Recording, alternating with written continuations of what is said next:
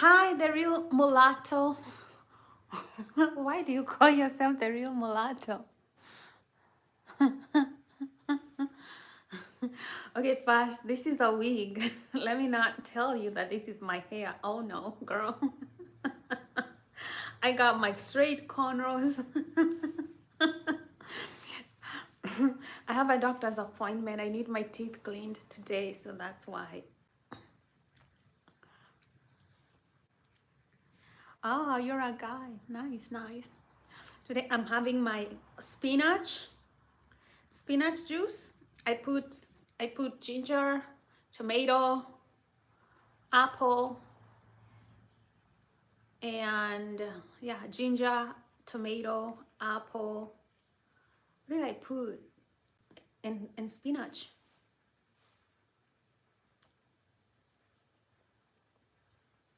I'm from Kenya. But the funny thing is, that question, are you from Ethiopia? That's where most people guess. A lot of people guess I'm from Ethiopia for some reason.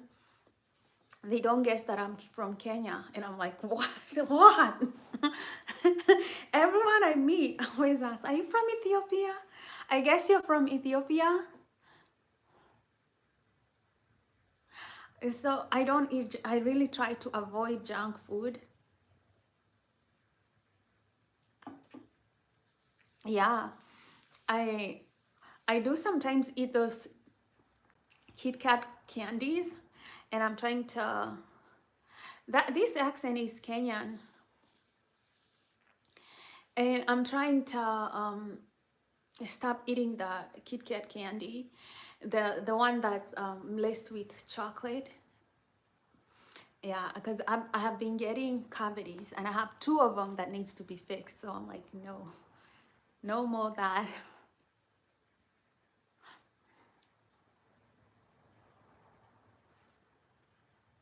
Oh, what are you mixed with?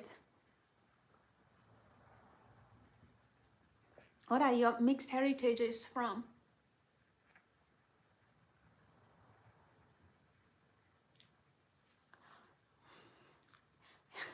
You think I have an American accent? No. Here in America, people will ask me that they can feel my accent, that it's not from here.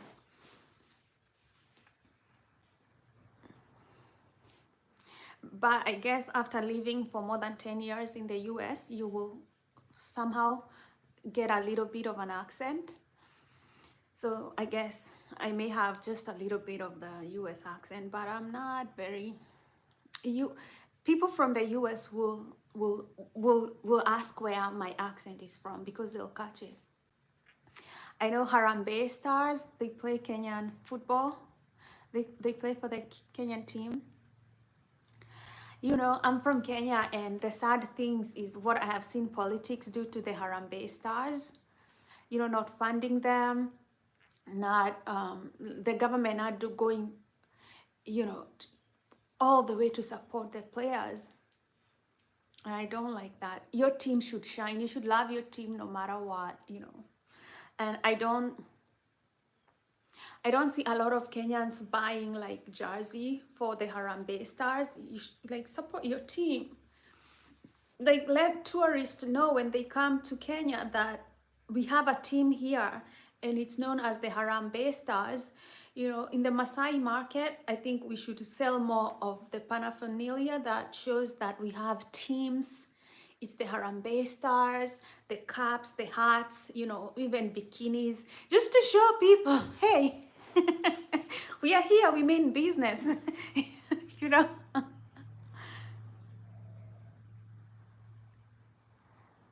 I'm Kenyan. I'm a Kenyan living in the US. So I'm very well versed with the situation here in the US, the politics, the racism, and the mental health crisis in the US. And that's what I do. I help people with mental health. But what I have come to understand is For somebody to be good with mental health, they have to understand the environment that they are in. For you to conquer your environment, you really have to understand what it is, how it looks like. Do I do long distance running? I wish I could. I don't do long distance running. I even stopped hiking that much because when I'm going downhill, I don't like my knees. My knees are not like they used to be. When I'm hiking downhill, my knee is hard. I don't actually run. I run sometimes, like when I feel like, oh, I need something to pick me up. Yes, I do run, but most of the times I will not run.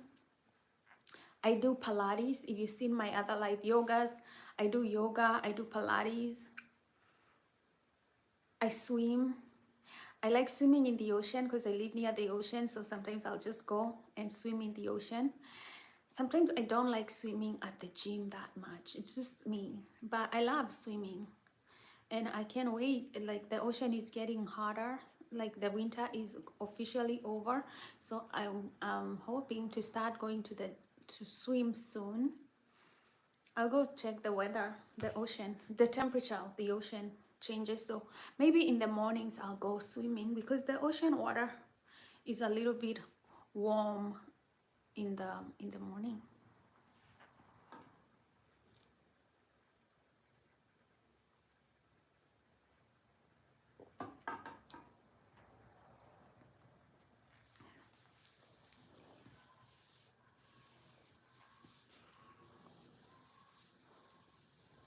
So I wanted us to today I was thinking about intelligence because I saw this one person talking about intelligence and how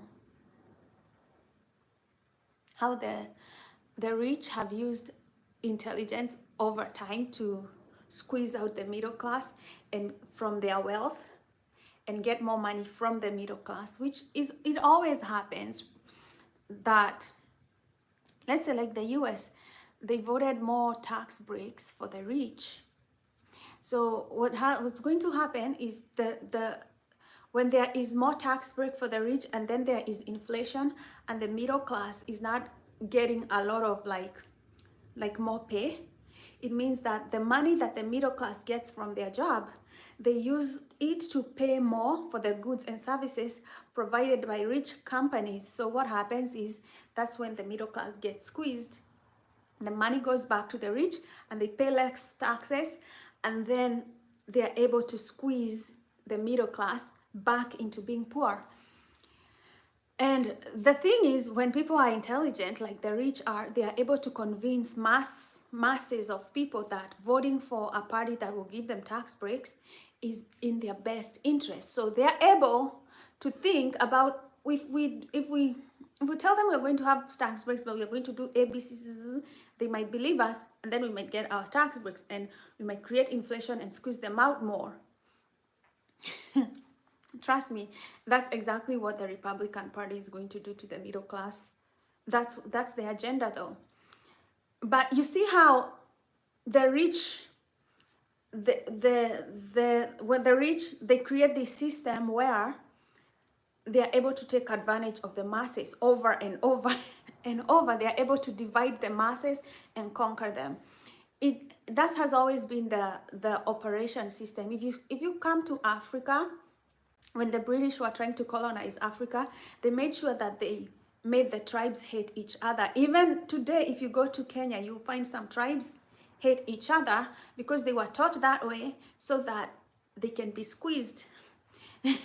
That way the British, they can come and take resources when tribes are fighting over each other and blaming each other, and they will create a system where they'll squeeze the resources from each tribe back to Europe.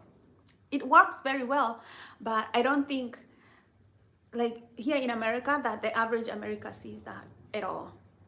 The average American does not see that at all, that the rich can collude, the elite can collude against them in politics. It's good. Another way that the rich obviously colludes against the poor and the middle class is they will destroy families because, and they will build their own families. If you go back, like if you watch movies like series like The Bridgerton, you see the elite being deliberate about who their girls marry and who weds them, right? But they make sure that these girls are wedded when they are very young, when they're still a virgin, so that they can wed to good families. That they know this girl doesn't have a scandal. You know, they don't let them wait too long because they know this girl doesn't have a scandal. She might get married very well, like that. So they were very strategic in how they do that. But so this way they avoid pregnancies with when kids don't have a father. They avoid that whole thing of fatherlessness because it's very, very difficult for fatherlessness to, basically, if you don't have a father and you're raising a kid, it's very easy to be in the poor bracket because of the continuous beating that the middle class and the poor are getting in the economy by the rich siphoning resources from them. So, you know, they understood the environment that they are in, and they made strategic decisions on how to overcome poverty in their environment to help their kids thrive. And they've just gotten better and better and better in doing so. Meanwhile, the poor and the middle class, because they are so strained and stressed out, because stress is the biggest nightmare economy, they go into drinking, drugs, alcohol. I mean, you have seen how destructive drugs have been. There's almost like alcohol in every American home right now. There's a liquor store around the corner. And that is one way, you know, that drugs are introduced to the average family, and drugs break down families. And now we are talking about the crisis, let's say like the opioids crisis in America, where a lot of American, especially women, they are on pain meds to deal with the stress created in the economy by the rich siphoning resources out of the average person's home. And then the biggest crisis of all is, and this is where it kind of starts to make a difference, is education. Education should be the one thing that makes a difference, but you see the elite going for that as well. They are becoming, you think that they had become better at this system of exploiting people, but now you see the new heights that the Republican Party is taking this is entrenching that system fully, where the poor are exploited, and then they take away their ability to think, they take away the education. So now the bidding will be thorough. They introduce the financial stress, and then they take away education, they take away resources like healthcare. Now that's a thorough bidding for the middle class. The middle class especially gets a thorough bidding because, you know what, the poor have made peace with their poverty, and they understand like, oh, this I can't fight. They've probably just given up. But the middle class is still having hope. The middle class is still having hope that they might somehow survive. They will not be able to survive this shit, let me tell you. It will be a massive squeeze from the middle class to the bottom than the middle class going up in society. But let me tell you, don't feel sorry for the American middle class, not 1 minute. Don't feel sorry for them. They have their noses up in their asses. They're very prideful. The American middle class, they think they are rich. Hi, Halima. I've been talking a lot, girl. I'm doing good. I'm taking my spinach juice. I made some juice this morning.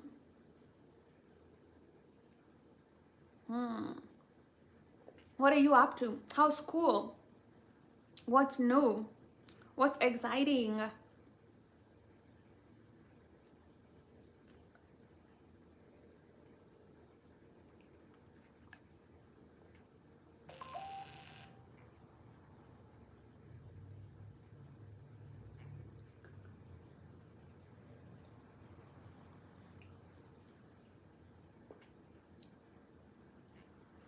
Or today I have a dentist assignment.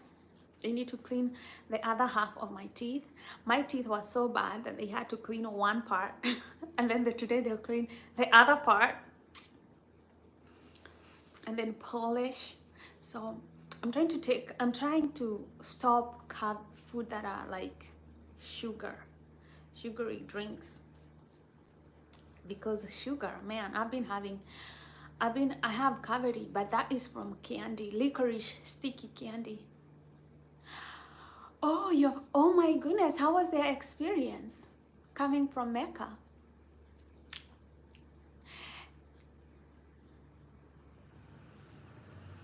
What have you learned? I know you are very curious about religion and theology, Halima. What have you learned? I'm always curious about, what have you learned? Because I know you study about religions. And I've used to be like, oh, how did your mom find it? It seems like your father likes it.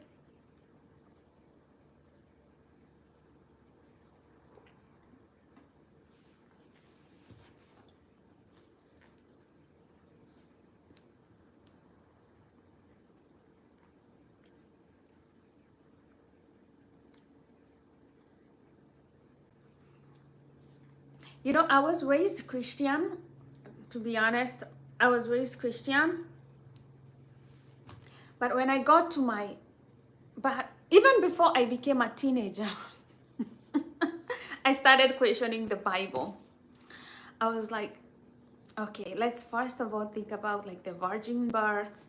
I'm like, I don't understand the virgin birth, because as far as I'm concerned, like humans, we don't do virgin births.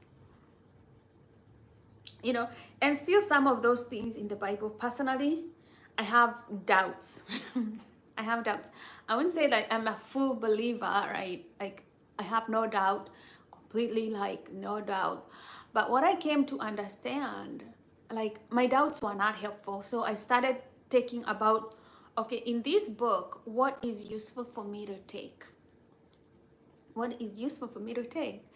And I started seeing life when I started asking myself that, and I started looking, yeah, it's true. People who are promiscuous, for example, they have consequences like getting illnesses. So I started seeing the sense, like the wisdom in good counsel, like somebody giving you good advice, like don't do this shit, it's going to kill you. And so anyway, I just started seeing that, and I was like, okay, this book has good advice, take it or leave it. And when I started seeing that advice, like when I started seeing how religious books can give you good advice in helping you understand your heart and the condition that you want your heart to be in, I started seeing that, oh wow, this is the voice of goodness. And then I relaxed. I started being like all critical and about religion. When I started seeing that, there are aspects of it that are actually very, very helpful in training the human mind. But I still to this day, I tell people, don't just take everything on the holy books without questioning or asking, because at the end of the day, you sharpen yourself by asking questions. Why does this make sense? There are still things for me that still don't make sense, like the virgin birth, to be honest, doesn't make sense. But when I go to the teachings of Christ and I look at them and I'm like, whoa, teaching people to love their neighbor as they love themselves, to be givers, to not be selfish, to forgive others, then those teachings for me, they became very spiritual and helpful. And I'm like, yeah, that must be the voice of God telling you to, when somebody has really betrayed you in a big way, to not revenge and to forgive when you really just want to revenge. I was like, okay, because that does not just help the other person, it helps you go back to a good state of mind when you let things go, when you just, you know, when you just decide, okay, that person is dangerous, I'm not going to mess with them anymore, I'm just going to live my life and I'm going to cut them off, but I'm not gonna revenge, you know, I'm not going to go after them, I'm just going to seek happiness somewhere else, because most of the times you can't fight those battles. So for young people, I tell them it's good to question religious books and use judgment. At the end of the day, these are books that should be studied, not just these are books that you need to study, to understand, to seek understanding, not just to just follow directions. I mean, with imagine, I think like being a parent, when your kids are young, you do want them to follow directions, because if they're able to follow directions, they'll, when you tell them don't touch the hot stove, if they're just able to be obedient and not touch the hot stove, they are better off than the kid that doesn't listen and touches the hot stove.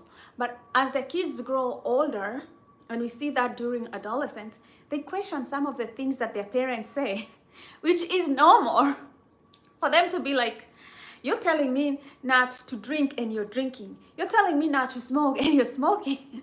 You know, they get like that. Why? Because they want to seek more understanding. That's what I think about religious texts. When you're young, try to follow the directions that they tell you, because most of the times those directions will save you from things you don't know. But as you get older, you also have to sharpen your critical thinking skills, because that alone will not help you. You know, that alone, just, this is why people get into a cult, by just taking it on the surface over and over without seeking understanding. They don't read other books, they don't listen to anything else. It's kind of like somebody watching Fox News only, and that's their only information about politics. Kind of like that. You get indoctrinated and programmed in a very extreme way. Any religion can do that. I've seen it.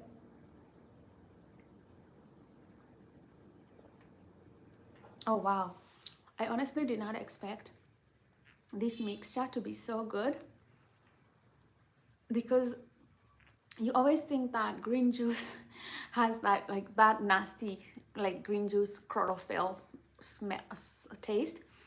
But when you add ginger, it helps. When you add an apple, it helps. And I added tomato.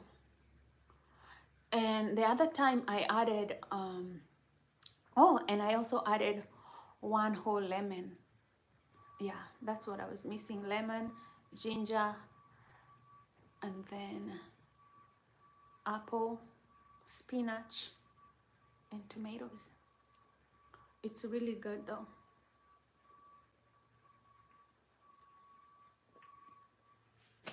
It's light, it goes in easily. Love it.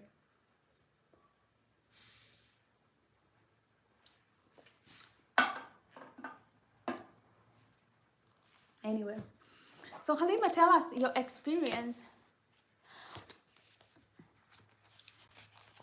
you know, about your experience with religion, with Islam. I like to hear people's experiences. For me, that was my experience. It started off as believing, then it came up as questioning, and now I'm like, I've made peace, because after understanding mental health, I've come to understand that it's the way you condition. 90% of your mental health is the way you train your mind. And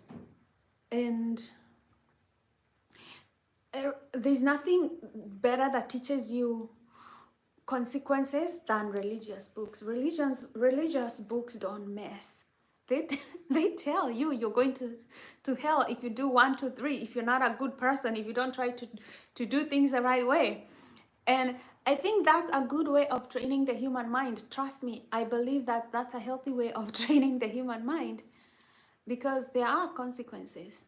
You know, a lot of people don't believe those books, but they end up doing things and they end up in jail, they end up murdered, they end up with a disease, you know, they end up being outcasts of society, they end up like losing money just because they tried to, like, the easy way out, like stealing, taking somebody's wife.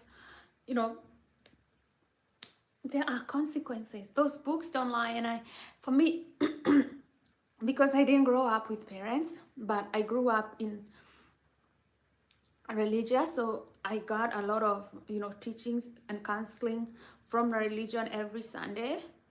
I think one of the reasons why my life did not turn out as bad as, you know, it should have, not having parents, was because I was smart enough to listen to the voice of God.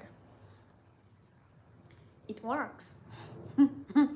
It works. Even my darkest times, when some people betrayed me so badly in my life, and I was feeling anger and frustration, and I just knew things were going to go bad. What made me regain my sanity was going back to the message of forgiveness, letting go, praying, you know, until things lift, physics, spiritually, until things lift. Because sometimes you go through a spiritual battle, but you're not aware. Like, I wasn't even aware that this was a spiritual battle, because, you know, I was questioning.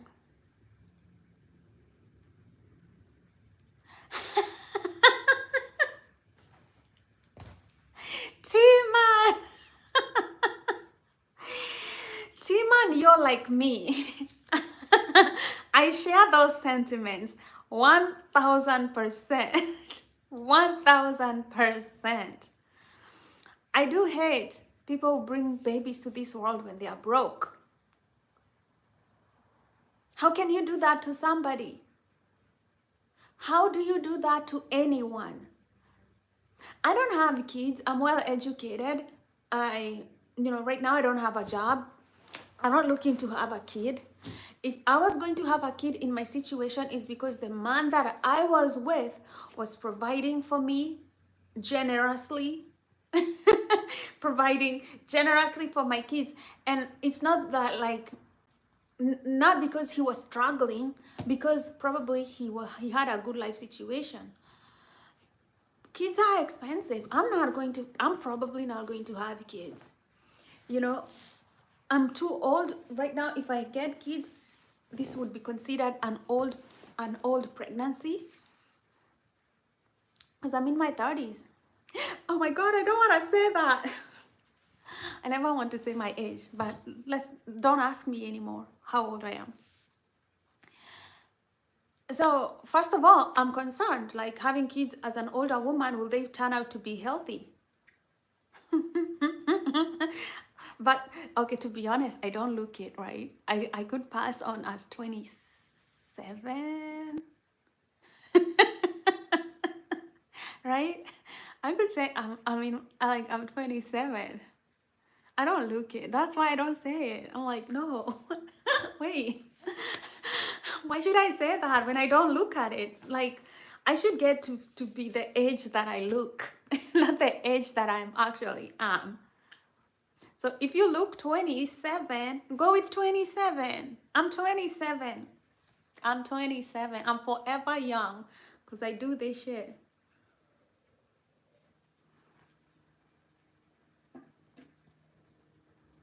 26. Let's go with 26. Let's go with 26. Oh my God, and I'm about to turn older because April 13 is my birthday. Oh God, mercy. It's okay. Anyway, I should probably do a looking younger series, how I managed to keep looking like this fabulous. But one of the things that you do is don't have kids. Don't have kids. If you want to be happy and you know you're broke, don't have kids. Seriously.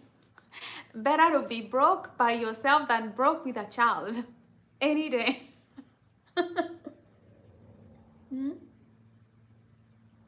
Any day. Better to be broke by yourself. And this keeps women in poverty. It keeps women in poverty. They have kids, and I come from Kenya and I've seen this all the time. Men, they prey on women. They prey on women who, let me see. Hello? Yeah.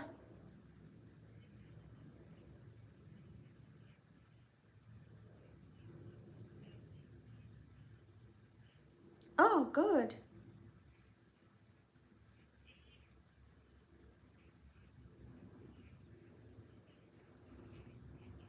Oh, every 5 years? Okay, awesome. I'm glad to know everything is good. Thank you so much.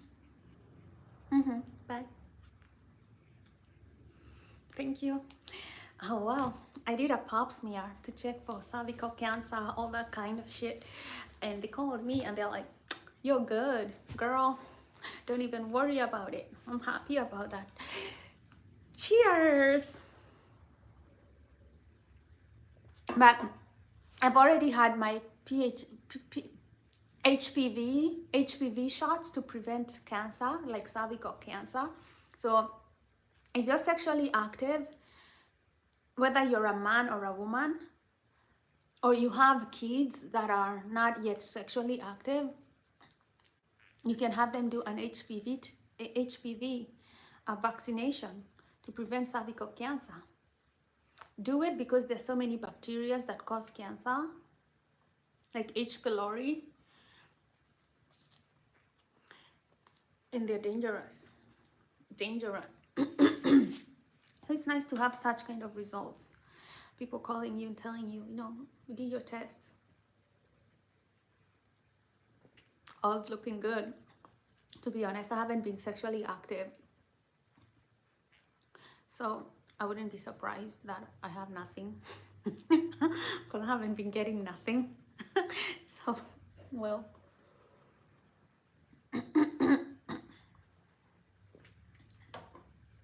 that would be it for me.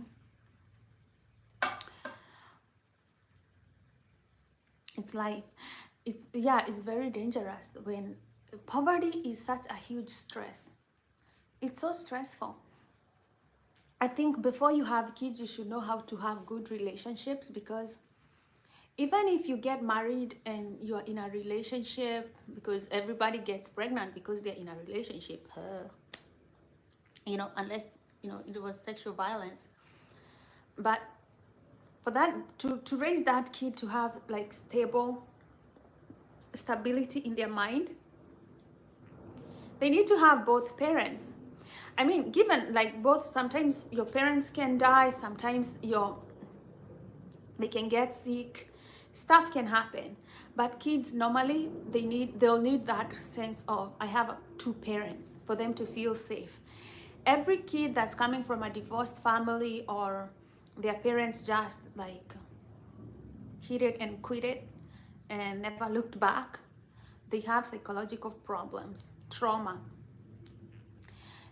So this is why I hate people who get kids when they're broke, and I hate deadbeat dads who, you don't look back on your kids. I think they're the lowest. People should not vilify single moms. People should vilify fathers who, like baby daddies, who don't care for their children. Those are the scam walking on this planet. They're the scam of the scam. I don't think men in their 20s in their men 18 to 25 should have sex at all, especially when they don't have jobs. You should put that workforce to work, to pay taxes for the economy, to build the economy. Don't give them sex, let them work, because they are broke. They are broke and they are idling and they want to make babies they can't take care of.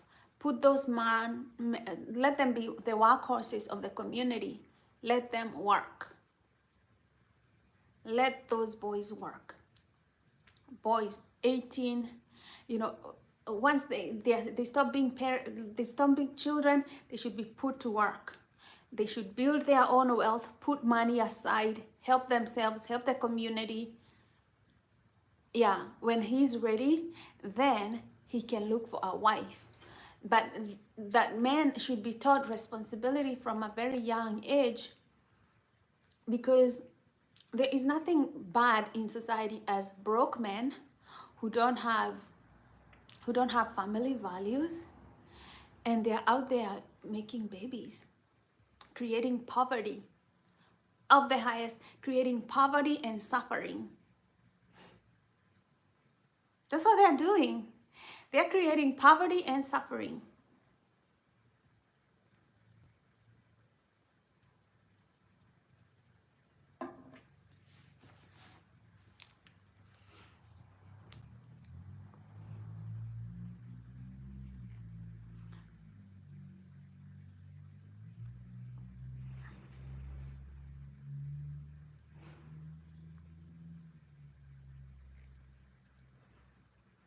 So anyway,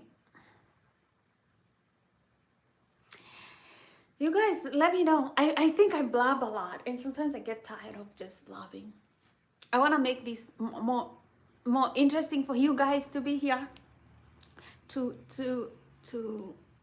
so we can share ideas, and grow and learn from each other, you know. Exactly, like kids, like I like Tima was saying, like kids are expensive.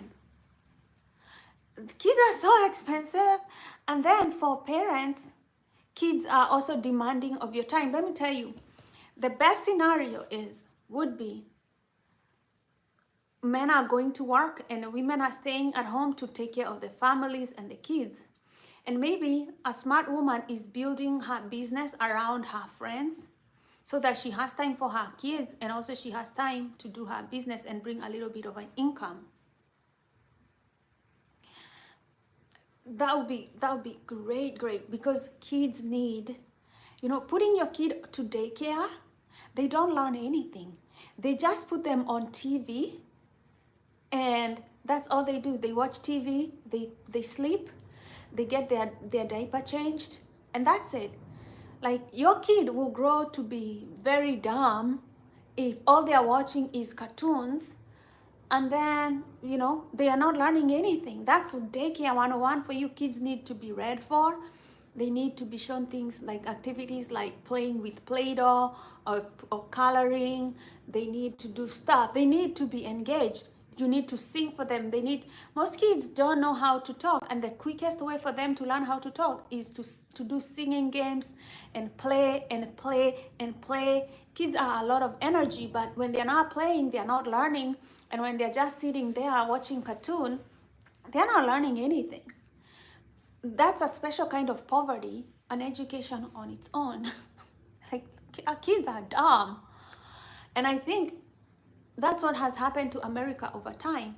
Kids have been on TV, now kids are on smartphones just swiping, you know. It's like, oh God, you know, you talk to a 30-year-old American man, it's like you're talking to a teenager. You know, they'll be 40 and they're still behaving like kids, like little kids. It's not a joke. Why? The trouble we are in, my people. We're in deep trouble.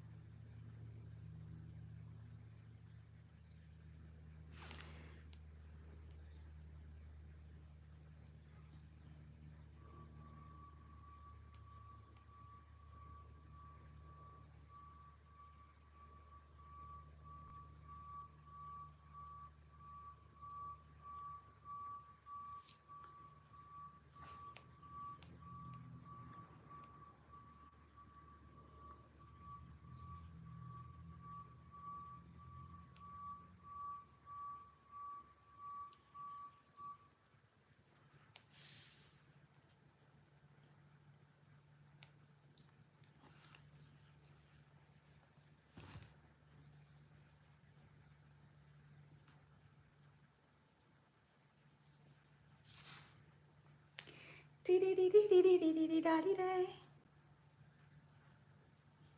something that you need, baby, come and share my world.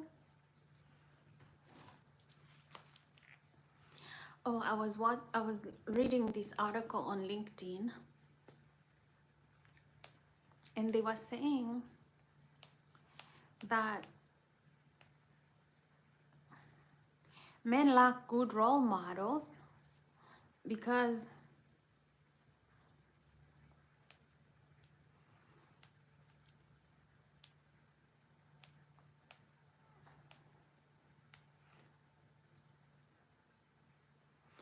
the people out there who talk so much on social media, they don't have jobs, they don't have proper relationships, and these are people just, you know, using the internet to cause controversy, for more views, for more likes, and these are the people getting the attention on social media. So they end up screwing up their followers because they don't care.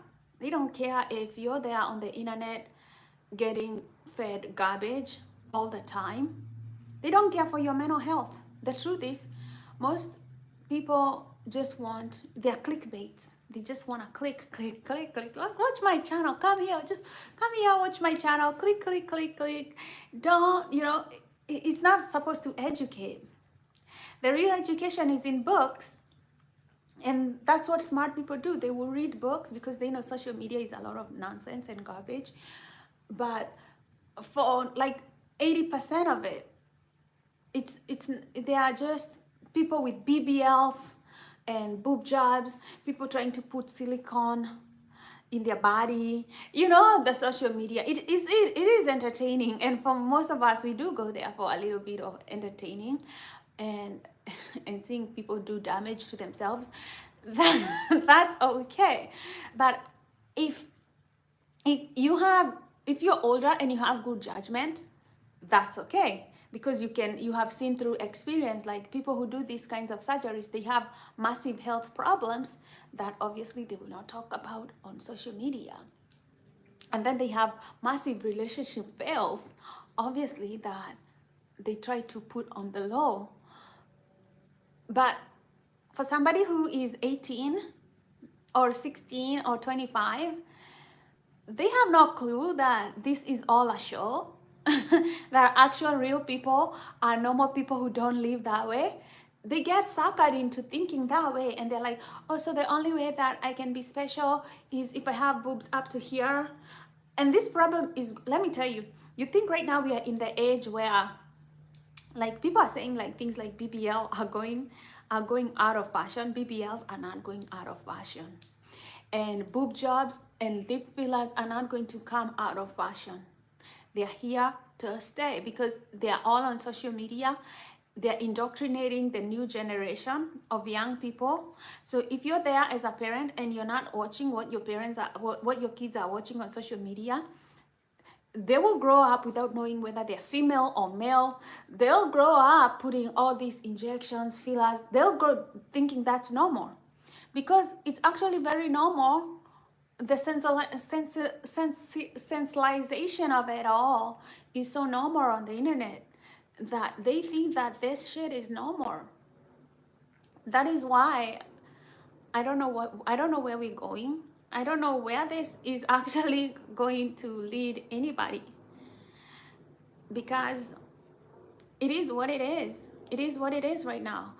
The BBLs are not going to go anywhere. Wait till, you know, Gen Z gets a little bit of money, they will blow up with this mess. It's going to just blow up. Plastic surgeons are going to make more money, because this is what they've been seeing, all these things through the generations ahead of them, like the Kardashians. They've been indoctrinating women, a whole other generation of women. They'll be doing fillers, they'll be doing injections, they'll be mutilating their bodies to get that male attention.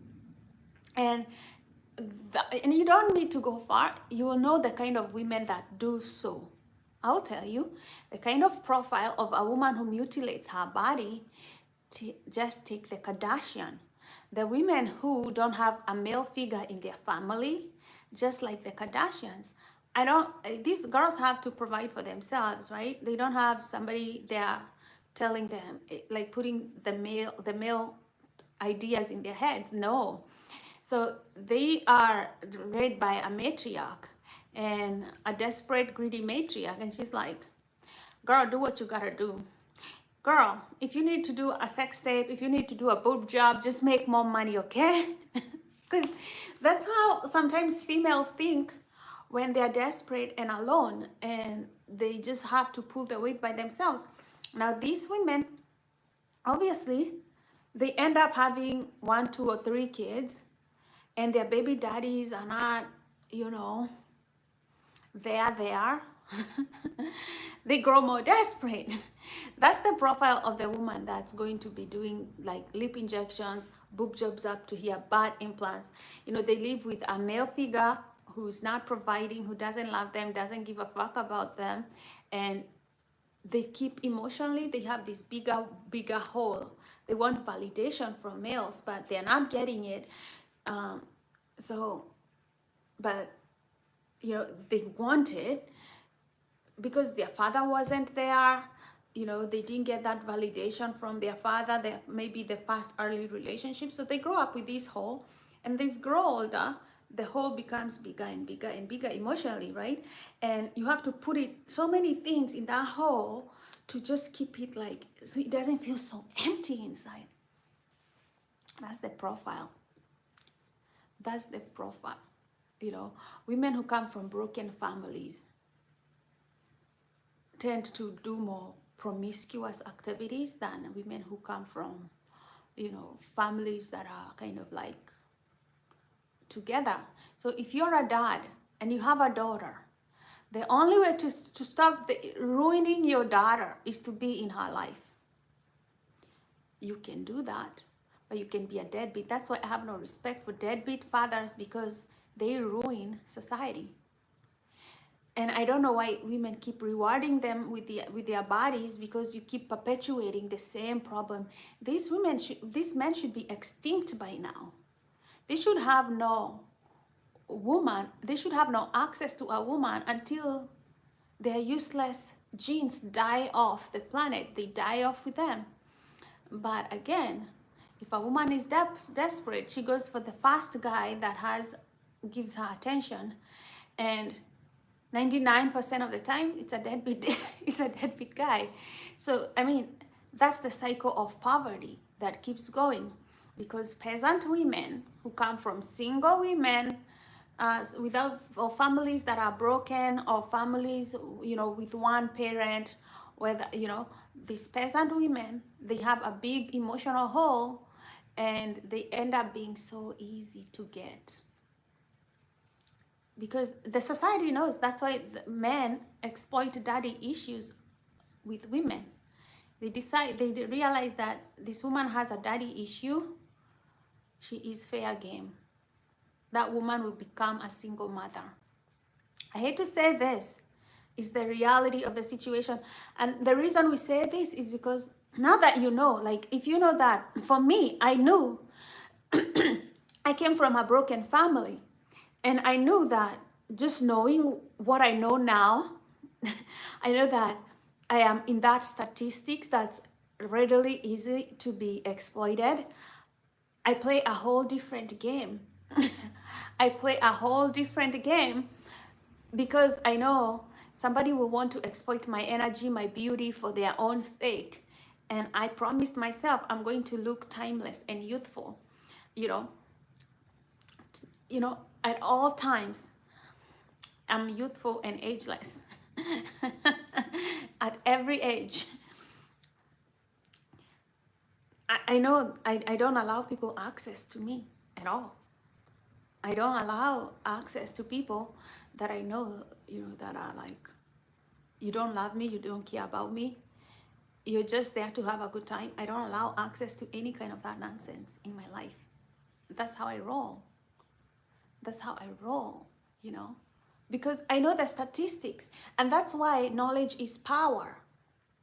This is why I like to inspire and educate women and give them good mental health advice, because knowledge is power. When you know that chances are that you come from a broken family and you're twice as likely to get divorced, you will pay attention to people when they're giving you marriage advice, relationship advice. You're going to listen, you're going to read books that helps you with your problem and your special kind of poverty that you didn't know you had. You're going to actually want to learn, like, okay, so I come from a family dynamic where I'm likely to get divorced, where I'm likely to have children that are being raised with one family by just me, and I'm likely to perpetuate this problem to my next of kin. You'll be paying more attention to, oh, what do I need to know about love? Maybe I didn't receive love when I was younger in my life. Now, what do I need to do to make sure that I receive love and I'm whole by the time I have kids, so that, oh, Matt says I'm beautiful. Hi, Matt. So that I don't perpetuate the same problem to my kids. Then you start paying attention. When I learned these things, I started reading books like attachment theory, love languages, to understand, like, you know, what would make me get out of this curse of being a perpetual single mom. And one of the things that I learned, hi, I'm doing well, Matt. How are you? How's your day going? And so I just learned how I started reading books and listening to people and marriages and stuff like that. I believe that if I decide to settle down and have a relationship, I'll make sure that I choose the right person for me. That's the first thing. And then I'll be good to them. I'm here in California. California. Where are you from, Matt? What country are you from?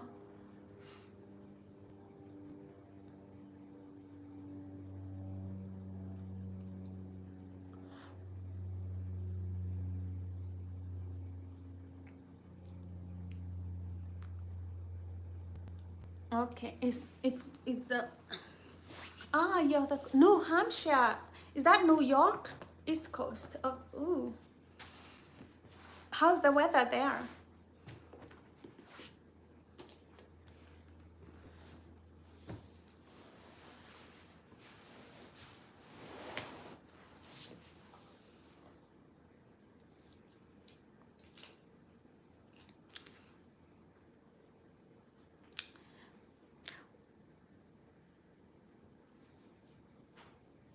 North. Ooh, wet. I like the chili. I don't like the wet. Like, the combo is not good. The combo is not good. Look, I have a doctor's appointment. I need to go clean my teeth. If you've been on my live stream, you know I have that. The weather here today, the weather here is a little bit dull, but I think the sun will come out at some point. Yeah, it wasn't so sunny in the morning. I did not even open my windows, but I'm thinking that it's a delayed sunrise. I think by noon it'll be bright. It'll start becoming bright at noon. It's also a bit chilly, but not too much. I didn't have to turn on the heater, so I guess it's still fine. I love spring. This is my best season. I hate summer because it gets too hot and I don't have good air conditioning. And then I like fall. I hate winter. I love spring.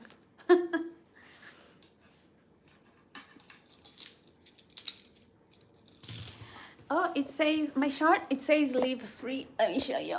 Oh, live free. Cute, huh? I'm wearing black, so I like that. I look slim. Liberty or death. Give me liberty or give me death. Yeah. So, well, I'm going to my doctor's, go for a dental cleaning. See you tomorrow. I usually go live around 9 a.m.